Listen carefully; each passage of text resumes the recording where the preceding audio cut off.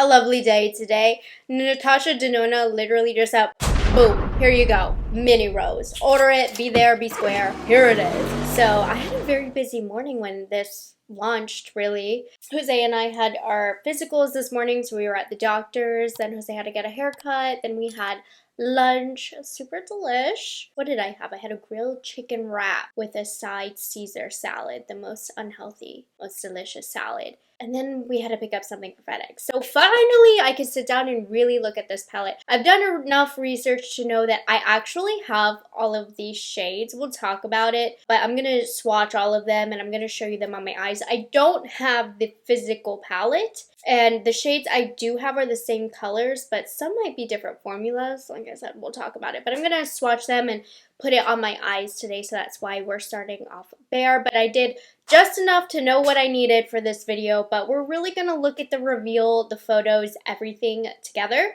If you are interested in the new Mini Rose palette, I will have my link down below for you guys. You can pick it up early access right now on the Natasha Denona website. I have a 15% off code. It's Morgan Turner. However, if you've used it before on your account, then the discount won't be applied. There's so many other creators discounts that you can use. Also, in order to see the palette, since it is technically early access right now, you do need to have a Natasha Denona account. But honestly, it's free. They do really good fast shipping and they protect the products. I've never had anything come broken, knock on wood, before from the Natasha website. And then you also do have a point system. So I've been able to get money off through that. I know a lot of you have saved money through the point system. So it is worth it to make an account. So I think we're going to start off on the Natasha Denona Instagram page to see the very first reveal where the first set of eyes are supposed to see it. Oh, by the way, did I mention this is a shopper drop where I will tell you whether I will be shopping or dropping it from my shopping list. So you guys know I always shop my shopper drops for individual ones. So, spoiler, I did shop it. But there's always a but. There's a but, okay? We'll talk about it. Let's just look at the palette and I gotta shut up already. So we're gonna look at the reveal and then we'll look at the side here. Got rose petals and being blown away. Oh, how magical. Honestly, this is my vibe. First impressions. I look at it, I know the first word out of a lot of people's mouths who are Natasha Denona fans are boring. Let me stand up for my girl Natasha because she will go there with color stories. She really does appease everybody. From those of you who like neutrals like myself, she does the best neutrals. Let me hang up on my mom. Gotta film this. To those who love the crazy colors, bright colors, she has palettes for those too. So she's not afraid to put out a color story. This is just what she's putting out, and as a neutral lover, I'm very happy. Is it a color story I don't already have? No, I definitely have this a billion times over, but I do think it's beautiful, and I love these style palettes in particular, the mini palettes, because they're a lot more affordable to try the Natasha Denona brand and quality, and you can travel with them, and travel's on my mind. It's summer right now. So the Mini Rose palette, it celebrates last year's Mini Starlit palette, which apparently was a big hit. I did like that palette. So it's inspired by the rosy hues, and this is interesting, not from an existing palette. Normally she has a bigger palette. So for example, it would be called the Rose palette, but she doesn't have that. It's inspired from the Rose Cheek Duo and the I Need a Nude Rose Lip Collection, which I really enjoyed the Rose Lip Collection. Which shade did I use today? I used the Kala set from the Rose collection. It's a little bit warmer. So this has 3 mattes, 1 duochrome, and 1 sparkling foiled. I think that's a really great ratio for 5 colors, excuse me. And all of them have different depths. So I think this is going to be really nice, really versatile, really easy to use. And when you have varying depths, it's a lot easier to create a variety of looks. I think that's very important because if they're all kind of in the same level of depth, that really limits how many looks you can get. And when you only have 5 colors in a palette, there's not much options for you. So you want to make sure that there are varying depths to get the most out of those 5 shades. So it's $27, which for Natasha, decent price. The value of these aren't great, but this is just a great way up front to not have to pay that big $60 price point that most of her palettes has to get a taste of the formula, because these are the same equivalent great formula that are in her bigger eyeshadows. So not great on value, but just up front, you don't have to pay as much, so it hurts the wallet a little bit less. You can decide if that's worth it for you or not. So the official launch date is in 2 days on July 18th, and then it will also be available July 19th at Sephora. Let's take a look at the next post. So here is the second post, the still post. You can get a better look of the palette here. It has all of the same description, but here we have the individual eyeshadow descriptions. So it tells you the names of the shades, the numbers, a little bit more about the formulations. But what it has here that is a little bit more juicy, let me see. Okay, I can't find it at the first click, but I'll put a screenshot here.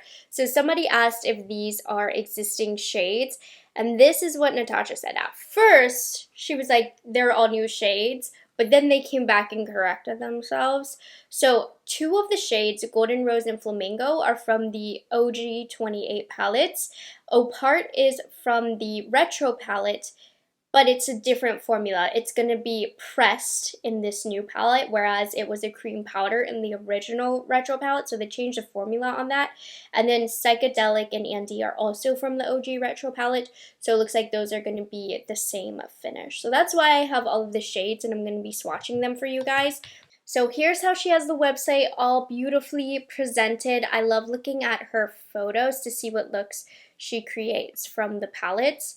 So of course, this is just the palette of the photo. Now here's the first look. I think this is gorgeous. I just love this skin tone champagne glow on the beginning half of the eye. Does this look a little unblended to you? Maybe that's what they were going for. And then I'm sure this is the rose cheek palette, which I don't. Do I have that? I didn't pull it. I wasn't interested in that. I mostly just love the lip collection, which this does not look like anything from the lip collection. Anyways, kind of similar here. She put the pink in the inner corner, the champagne all over, a little bit more depth. I'm just trying to gauge how different of looks we can get from this, because while I do love Natasha Denona's palettes, sometimes you are limited on the looks that you can create. Is this the same? Kind of. On a deeper skin tone, love to see it, though editing can also be done. So I'd love to see somebody with a deeper complexion review this palette. It looks pretty. It's almost reading ashy in this. We'll see. But thin line there, can't really tell. And then here are the swatches, the shade names. I'm excited about Golden Rose. It's one of my favorite colors in the 28 palette. All put together, you know what, this is quite pretty. I'm definitely gonna, for my look today, I want to have the darker colors in the outer corners and then keep the brighter colors on the inner corners. Definitely taking some inspo here. Yeah, this palette obviously doesn't look ashy on her, but I do worry. I want to see how the colors that I have swatch. And then this is the whole collection. I might have decluttered my mini rose palette. I had one that was gungy. And then if you are interested in the tutorials to see exactly what Natasha Denona used, you can head over to her YouTube page. I love how she just threw all of the content out there for us, and I love how she does tutorials with all of her palettes and looks, so she has all of that. What is this? Is this the swatches? Beautiful. Sorry if it's cut out a little bit. That one was cut out, but we'll take a look at that at the end. I mean, this just looks like a cohesive, well thought out, very user friendly, kind of obvious how to use it palette. So I don't think it's going to be a necessity for a lot of people, but it's a good one to have, especially if you are building up an eyeshadow palette collection. And I always take these swatches, even the live swatches from Natasha Denona, with a grain of salt, because I've seen her, she digs in there, okay? She digs in there for swatches, so of course they always look stunning. So we're going to do a little bit lighter swatch because that more easily replicates how it's actually going to apply to the eyes. I'm going to get to the shade descriptions here for you. So you can see the formulations, a duochrome, a chroma crystal, which is that glittery psychedelic one, and then 3 mattes. So let's start off with the palette that you might most likely have. I would say this is the newest of the 3, and still, it did launch years ago. I'm not mad about her putting repeat shades in this palette, all repeat shades, honestly, because the 3 palettes that she pulled from are old. Like, I don't think you can even get these anymore. These are historic, if you ask me. And then Retro Palette wasn't her best work, and I'm happy she took apart and she changed the formula, because in the Retro Palette, it's a cream to powder, and this is from the times when she was kind of experimenting with that formula, and it wasn't hitting. It's a little bit hard pan. But from this palette, you have Opart, which is a dark taupe. In this shade, it's the cream to powder. Her matte formula should give more pigment. Psychedelic is that beautiful chroma crystal shade. And then Andy up here is that matte medium lilac shade. This is a cream to powder too, I think, and it's just a matte in the new one. Opart, Psychedelic, and Andy. Now, if you're an OG, then you are familiar with the OG 28 pan palettes. So from the green brown, this is the most iconic palette, I'm telling you. The shade she took is Flamingo, and honestly, this palette, multiple years old. I imagine that this new palette, the shades are going to feel more fresh, more new, and I'm sure there's been factory changes, formulation changes since the time that this palette was created, so I wouldn't be surprised if it felt different in the new palette. I think it's nice that she's giving a formula refresh. I know some people will be disappointed because it's like, repeat shades, but she's chosen really old ones and she's kind of refreshing them. So that's not something that I get upset about, and I also think most people aren't going to have the collection that I have. I know some of you do, and of course you have a right to be disappointed, but I just think it's going to get a refresh. These are all old anyways. And then the other one is Golden Rose. Now this is like one of the best shades in this entire purple blue palette. I mean, this formula is so good. It still is rich and buttery. And these palettes, honestly, even though I say these are an older formulation, I swear the quality's better. It is. So sorry if you missed out on the 28 one, but they are the best. But that's pretty. It's that rose with a gold shift. So I'm gonna replicate one of her looks, see what I can do without following the tutorial directly. As always, Natasha's look looks way better than mine, but my shadows are old. I'm telling myself that's why. Anyways, I'm gonna start off with Flamingo, which is the light pink shade. Obviously, I'm getting it from the 28 green brown palette, and I'm just using a softer brush to brush it over the inner half of my eyelid to brighten it up a little bit. This will be a pretty highlight shade on deeper complexions. I honestly wish it was a little bit deeper on me, but this is the perfect shade for blending, for highlighting under the brow, just cleaning up the eyelid like I'm doing here. So that's all I'm using this shade for. Oh my goodness, I'm struggling to close this giant palette. Come closer, come closer. Why do I have you so far out? And then we're gonna mess around with the shades in the OG Retro palette. So this Andy shade is a cream to powder, I believe, but in the new palette, I think it's gonna be just a creamy matte, though this shade is fine as a cream to powder. This is gonna be the Mauve Pop of Color, putting that on the outer corner and then the outer part of the lower lash line. And then I'm using that first brush with the Flamingo shade on there to help blend this out. And we're going to go back into that shade. But now I'm going to use this shade, which I'm very happy because this is a cream to powder, but it's really not that nice. So I think this will be a much more useful, more pigmented, more easy to use color in the new creamy matte formulation. So for me, that's a big upgrade. Now I'll be honest with you, of course I did shop this. Would I have shopped this if I didn't do what I did? No. I am literally purchasing this for experimental purposes to see if the formulas really did improve, if I can notice a difference and share that with you. But I would not have bought this, not because it's not pretty, but because I have all of the shades. And even if I didn't have all of the shades, I probably did in other palettes. So this isn't one that I was running to get, other than my own curiosity, and I have a good excuse to. So it would be a drop, which is interesting. I did shop it, of course, for job purposes, but it's a drop for me. But not because it's not pretty, just because it's nothing special to me. And I feel like I can get this look with other even minis from Natasha. Pretty nonetheless. Okay, and then I'm going in with Psychedelic.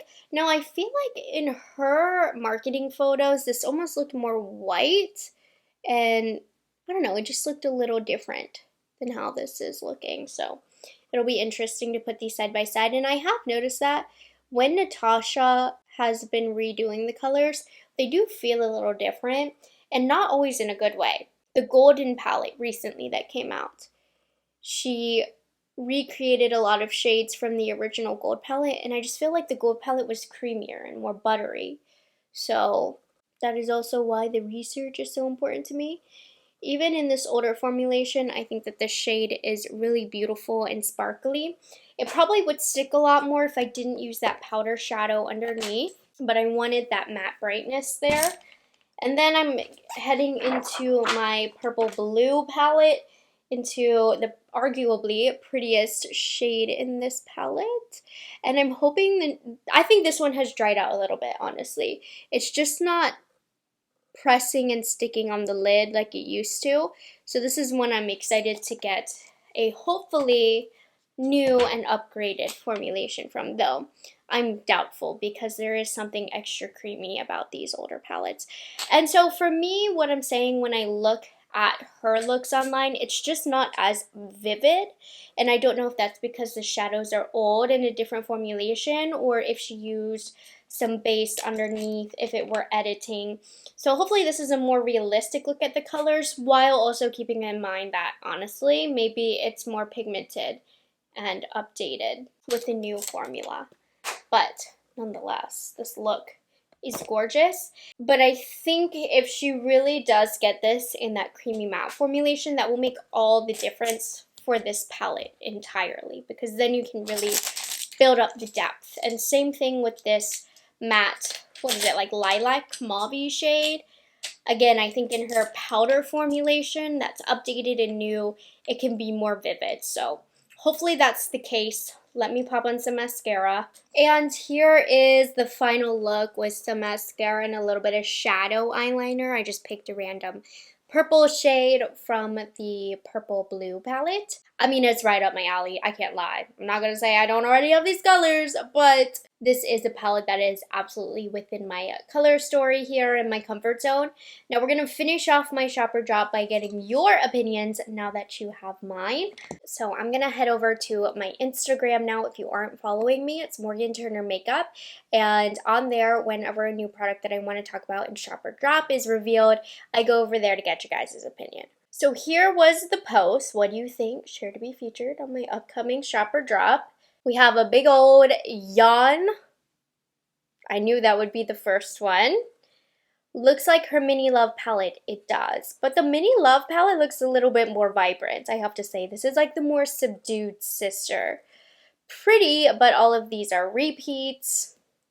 Pass. Since 3 of these shades are in the retro palette, which I own, it's a drop for me. It is pretty though. Absolutely. I mean, that makes total sense. Unless you want that kind of vibe in a little mini palette. Nothing special. 2 pink, same. I'll get it eventually.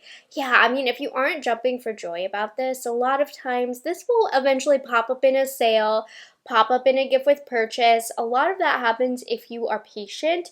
So I think that that is a great way to reserve yourself if you aren't jumping for joy about it. Pretty, but redundant. Love these for travel. Absolutely. The best travel palettes. Reminds me of Mini Love and Mini Star. It reminds me of a lot of palettes. It certainly does. Yep. I'm going to skip. If you have Midi Retro, then you have 3 of these colors. Bit repetitive and kind of like retro. I mean, it definitely This could be called the mini retro. Didn't they already have one though? Don't they? If they don't, it's like mini retro number 2. It really is an extension, I feel like, of the mini retro palette. Meh. Wonder how the lilac shimmer would pair with the warmer shimmer. I wouldn't buy it because I like warm. I mean, overall, this is a cool toned palette. You do have a little bit of warmth in Golden Rose, but as somebody who loves cool tones, I love that about this palette. But if you don't find cool tones to be flattering, then this isn't your palette. But she has a lot of warm options in her collection as well. You know what? I didn't even think of that. A big rose palette sounds like heaven to me. Even though it would be yet another rose palette, which we have all seen before. We have so many palettes of. Like, if somebody can do it and do it well, it can be Natasha. I just think her mind for color stories, she is a genius at that. That is such a huge talent that she has. So I would love to see what could come out of her head when it comes to a big rose palette. I'm not against repeated color stories, but it has to have some twist to it. I think the twist really is that a couple of the formulas are reformulated, but I'd argue all of them are probably going to be. I'm not against this at all because she took older palettes and I think she's reformulating most of the shades anyway, so I'm on board with this. For me, this is enough of a twist, but if it's not for you, totally understandable. Legit thought this was announcing the mini, ooh, I just spit, the mini Starlit on sale. It looks the same. More pinks. First they got Mother Pet, now Natasha. I don't think Natasha's gonna do that to us. I really don't. She takes liberty to create her own color stories that I feel like her audiences ask for. I think this was just kind of to complete the collection. Hopefully. Hopefully. Meh. Pass, but it's cute. And like every rose palette ever. Yep. Too pink. This is where I'm concerned also. This collection looks like it would only work for one of those models. Yeah, there's not a lot of depth. I feel like even on myself, it's not super vivid. However, I don't have the actual palette, and I'm hoping with her formulations updated that it will be able to show, because one talent that Natasha has is that her shades do translate well over a range of skin tones because they have the pigment. So, we'll see. I told myself I wasn't going to buy more eyeshadow palettes. I really am not, like, they're not popular right now, which makes me sad. But this is one of the first eyeshadow palettes, one of the few, I should say, eyeshadow palettes I've bought recently, so I'm excited for it. Absolutely. Thought it was a repeat. We don't need it, but we want it. Boring. Man, you guys are really coming for Natasha. Like, she caters to everybody. I'm not mad about this at all. I feel like she comes out with other color stories that are really creative when a lot of other brands won't do that. So I hope it's not going to turn what into Pat McGrath turned into, because Pat McGrath used to step outside of the box and now they don't anymore. But so far, Natasha's been good. She's got to throw her neutrals in there. She does.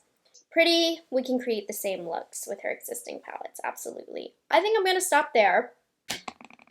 Seems pretty similar thoughts across the board. We all know this is nothing hot and new to the market, but it's been a while since a lot of good eyeshadow palettes launched, so potentially if you're on the market for a new beautiful travel palette, this might fit the bill for you. Overall, for me, it would have been a drop if I didn't do this for a living, so we're gonna leave it as a drop, though she's already ordered, so you'll probably hear me talk about it in the next few weeks. So I hope you guys enjoyed this shopper drop and found it entertaining. Make sure you like this video and subscribe to my channel for more, and especially for more about this new palette coming out, which once I get it in my hands. So I will see you guys in the next one. Bye guys, have a good one.